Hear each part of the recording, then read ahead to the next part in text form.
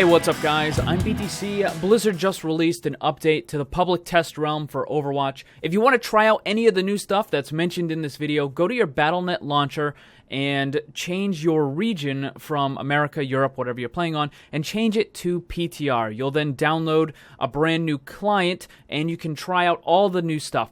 Also, keep in mind, none of the stuff you do on PTR will affect your regular account on whatever server region you're playing on. Also, PTR is PC only. Alright, let's get into the patch notes. Blizzard wants Overwatch to be a very popular esport, and one of the major complaints that people watching these tournaments have had so far is that the camera work just is kind of, not really what it should be.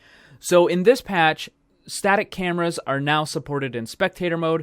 Also, the team names can now be edited in custom games. So, just a couple more tools that the people running tournaments will have in order to give a better viewing experience to you while you're watching the games. Also, raise the volume of Hanzo's Dragon Strike voice line while wearing the Okami and Lone Wolf skin.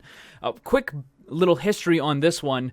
The alternate voice line was at a lower volume level, which actually gave Hanzo an advantage because it took longer for the enemy players to realize that the ultimate was being activated. So they actually had less time to react and less time to get out of the way. Now that they've increased the voice line, it looks like they're going to be making it so that the alternate voice line will work again. So I know it seems like a small thing, but Blizzard really doesn't want one cosmetic skin to have an advantage over another one.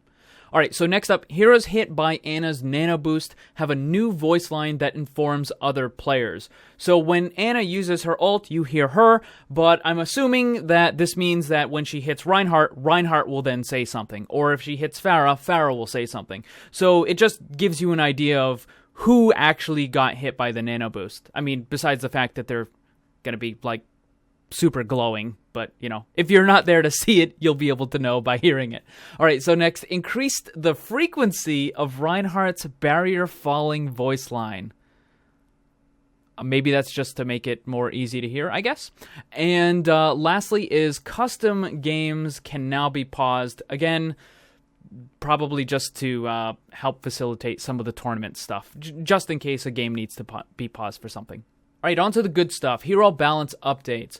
Ana, Nano Boost. Ultimate cost has been increased by 20%. Biotic Grenade radius has been increased from 3 to 4 meters. Developer comments. So far, we haven't seen any indication that Ana is too strong overall, but her ultimate charges a little too fast, especially considering the impact it can have on a match. Also, her Biotic Grenades are getting a small boost to help her hit multiple targets. Ana did get her ult really, really fast. Within the first 30 seconds, she's already got an ult going. So if they're going to increase the time on that, it does make sense that they do buff one of her other abilities a little bit. So that probably should balance out. Also, Ana has a hidden buff on the PTR. It's actually an unintended bug, and they will be fixing it, but I'm telling you now in case you play on the PTR before they fix it. Basically, what happens is when Ana throws her Biotic Grenade, the bonus healing on the PTR right now is applied before the actual healing effect. So what's happening is when you throw the grenade, you get the bonus healing, and then you get healed, so you're being healed for more than you actually should be. But that will be fixed. It's probably going to get fixed in a day or so. So just in case you are playing on the PTR right now. All right, next up is Widowmaker. Scoping in animation time has been reduced from 0.5 to 0.3 seconds. Developer comments. This change will help Widowmaker acquire new targets more quickly and speed up her reaction time in fast-paced situations. Alright, so a little while ago, they made some pretty significant nerfs to Widow, basically destroying her ability to quickscope.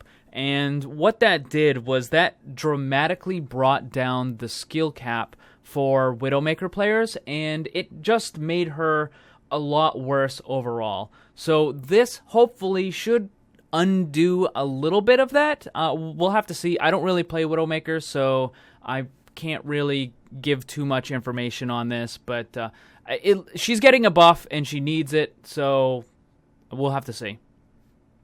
And the last one for hero balance changes is Junkrat. Riptire ultimate ability now activates more quickly. Developer comments, Junkrat can be an extremely effective hero in the right hands, but Riptire often felt underpowered when compared to his counterparts. Alright, so I'm going to have to tear this one apart because that is completely not true.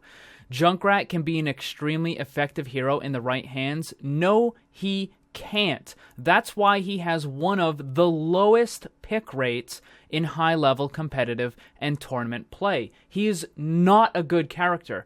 I like Junkrat. He's super fun to play, but he is not a good character.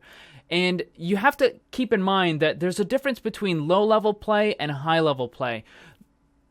What it says here is the ability now activates more quickly. That's not the problem with the tire, okay? The problem with the tire is it's extremely loud. You know exactly where it is and where it's coming from, and it dies in 1 or 2 hits. Now, in higher level play, that tire is going to die 99% of the time because those people at higher competitive play and tournament have really good aim, and they can easily just destroy the tire before it can do anything. Now, for lower level play, the tire is going to do a lot of damage because people, well, they can't aim worth a damn. So Junkrat's tire works well in low level, and it's just absolutely worthless in high level. This is not going to fix any of that. This is not going to solve any of that. Junkrat is only picked on very select locations on very certain maps. I'm thinking defense for point 1 of Anubis and Dorado for at the very, very beginning for defense. Like, other than that, Junkrat is just not good. You're better off picking a Pharah or something. If you want to improve Junkrat at higher levels of play, then you need to make it so that the tire is either more quiet or more durable, or revert it back to where it explodes no matter what. Maybe it does like a reduced damage if it gets destroyed by an enemy or something, but this is not going to do anything. This is not going to do anything at all. And the fact that they think that he can be extremely effective, it just boggles. He can't be effective because he's not good enough. I don't know. This isn't going to do anything. This is not going to do anything.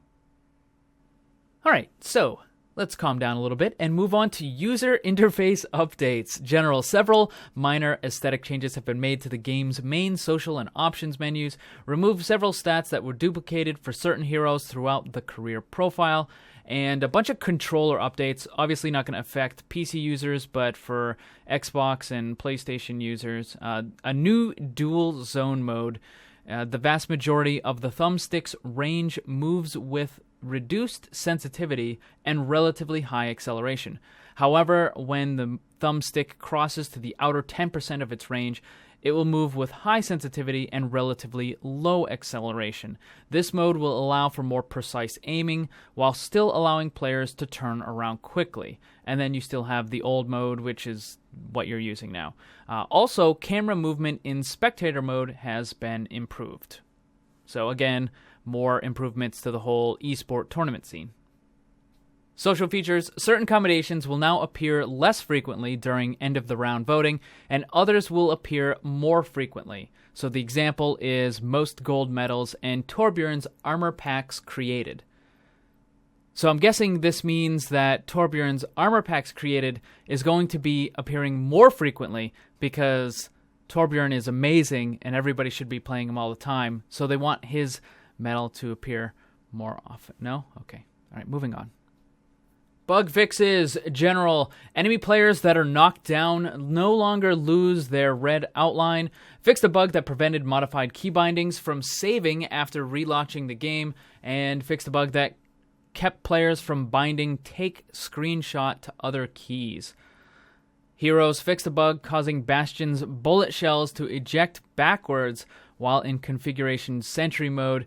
Fixed an issue preventing Hanzo's sonic arrow from appearing when selected. Junkrat statistics from correctly tracking the Riptire kills. Mercy staff from appearing in some highlight intros while wearing the Valkyrie or Sigrun skin. I've actually seen that one. Like, she does her little highlight intro and her staff just disappears. So apparently they fixed that. Tracer highlight intros to render at a lower resolution when accessed from the highlights menu. Okay, that's weird. Allowed Widowmaker to use her grappling hook on basketballs. Wait, whoa. Fixed a bug that allowed Widowmaker to use her grappling hook on So not only did they nerf the bouncing of the basketballs, but they now have completely nerfed Widowmaker's ability to grapple onto the basketballs at all. That is terrible. Symmetra's Car Wash achievement now correctly lists the number of beams required, 6 instead of 7.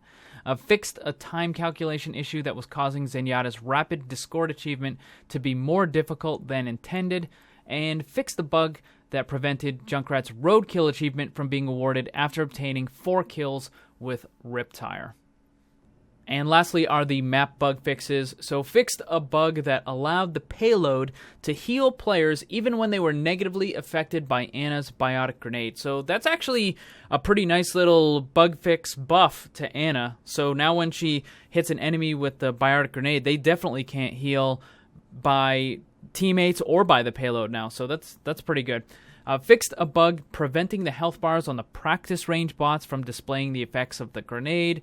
Fixed a bug preventing sprays from being applied correctly to some surfaces on Eichenwald. Well, that's incredibly important. And fixed a bug allowing some heroes to be seen in the sky when viewing certain highlight intros on Volskaya Industries. I don't even know where that's coming from, but apparently you could see other characters just kind of floating up in the sky. But it has been fixed on the PTR, so if you want to see it, you have to go on the live versions of the servers. But that is going to be about it for this one. All of those changes only affect the public test realm. And again, if you want to try that, you can go to your Battle.net launcher, change your region to PTR, and you can try out all of these changes before they hit the live server. But that is going to be it for this one. Thank you for watching. Hope you enjoyed it. If you did, make sure you hit that like button, share it with your friends, and subscribe if you're new. Remember, always blame the controller, because it's never your fault.